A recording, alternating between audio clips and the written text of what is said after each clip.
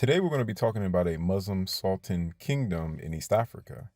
The Muslim Sultanate of Awsa was in modern-day East African countries of Ethiopia, Eritrea, and Djibouti.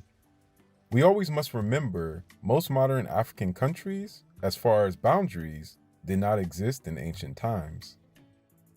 Instead, kingdoms and empires drew out the lines of the ancient world, though some African countries such as Ethiopia, established in 1220, are much older than others. The Sultanate was head and king of all Afar peoples and Afar rulers. This Sultanate arose out of the Imamate of Awsa. The Imamate of Awsa would arise in 1577 out of the split of the massive Adal Sultan, which spanned the modern countries of Somalia, Ethiopia, and Djibouti. With the split of the Adal Sultanate, the Imamate of Awsa and the Sultanate of Harar would both arise. The Awsa would be destroyed in 1672 by a local group of Afar peoples. These same people from the Afar ethnic group would found the Sultanate Kingdom of Awsa. The Sultanate Kingdom would not last long, and this was due to Imam Umar Dib bin Adam's rise to the throne. The Sultanate Kingdom would rise back to prominence in 1734 with the Afar leader Dada Kadafo. He was head of the Mudaitu Afar clan, took power of the Sultan, and created the Mudaitu dynasty. The center of the Sultanate Kingdom would be a silver baton that was said to be magical. This rule over the kingdom would push forward the Sultanate into the future. This Sultanate would have influence in modern countries of Ethiopia and Eritrea. The Sultanate Kingdom's power would be passed down from son to son and seemed to have governed stability. Before 1875, Muhammad Hanfati would rule the Sultanate Kingdom. He would have many local sultans under his rule in Assab, which would eventually become a port city in the country of Eritrea.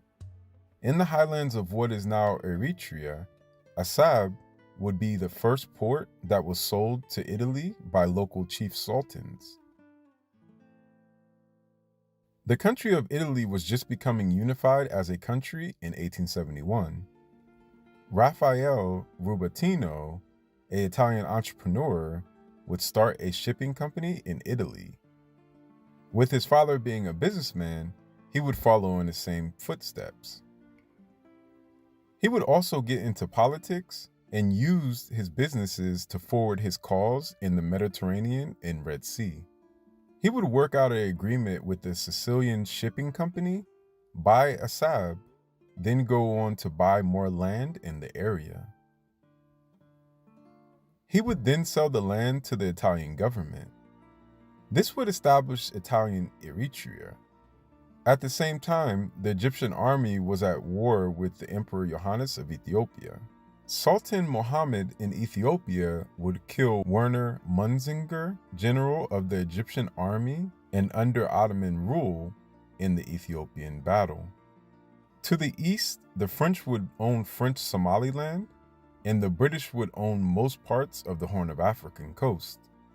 The British also took over Egypt at this time after Ottoman rule of Egypt was over. This would all play into the British hand.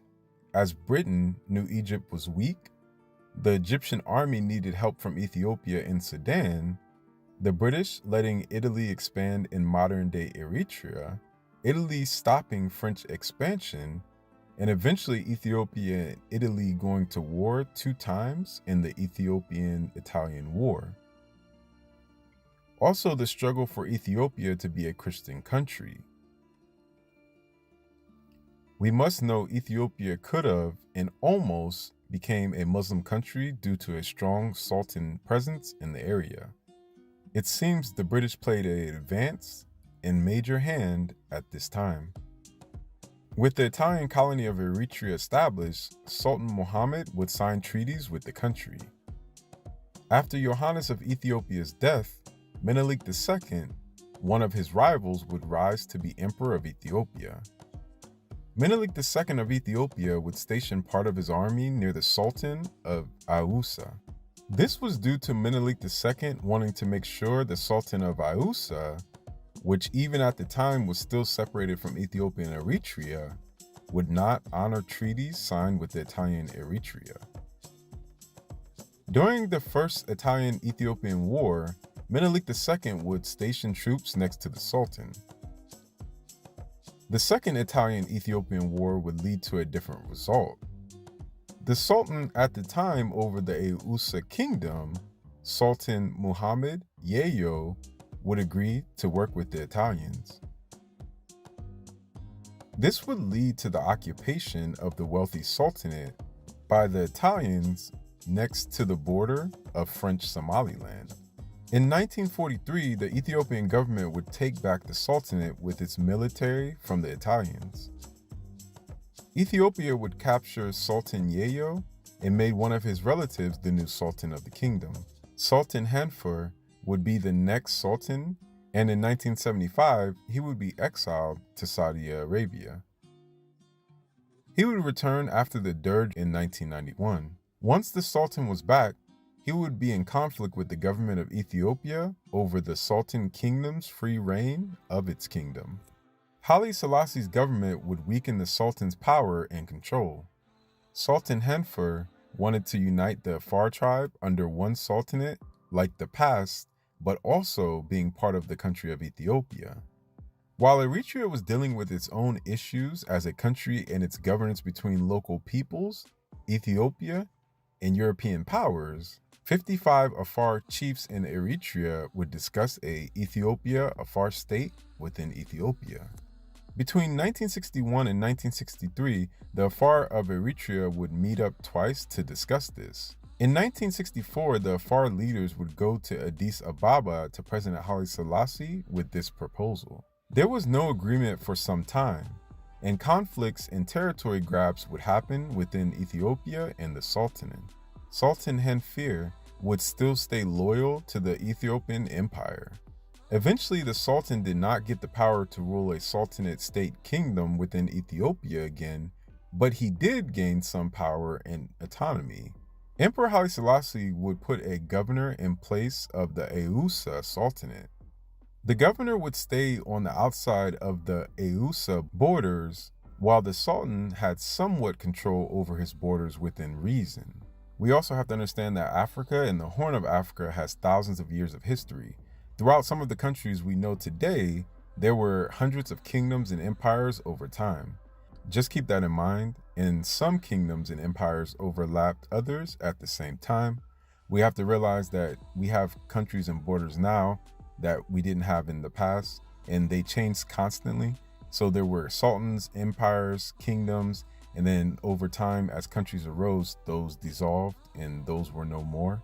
And sometimes they still exist, but they just might not have the same amount of power that they did at one point, but they still exist within a country. So within an African country, there could have literally been, 20 to 40 to 50 kingdoms, empires, sultanates, different states that exist within one boundary of a country. But also that's why some countries can overlap and share history, because in general, they could be the exact same people, but just in two countries, that new borders that were either created by Europeans or some that were created by African leaders have created. Just always remember that, because African history is so deep and it can become a little confusing when you're thinking about modern terms versus ancient terms and modern ways of living versus ancient ways of living. It's really so interesting because when I do these videos, I just really want you guys to understand that there's a lot of knowledge in our history, and sometimes it can be a little overwhelming. I'm not going to lie. There's just so much to unpack, and I'm trying to do the best I can, but I hope you guys really enjoy this video. Please check out my new NFT collectible art line called Diaspora. It is online collectible African art from all around the world, people of African descent. Check that out down in the description on mintable.com. Also, like, subscribe, turn on your bell notifications so you get all my videos. Make sure you subscribe down there. It is free, and it helps the algorithm. It helps me grow more. It helps me bring more videos to you guys. And with the support of you guys, I can bring bigger and better videos. Also add me on all social medias, which is Afric Network, which is Instagram, Twitter, SoundCloud, Facebook, Snapchat, and TikTok. Each one teach one. Always love each other. Always learn from each other. And yo,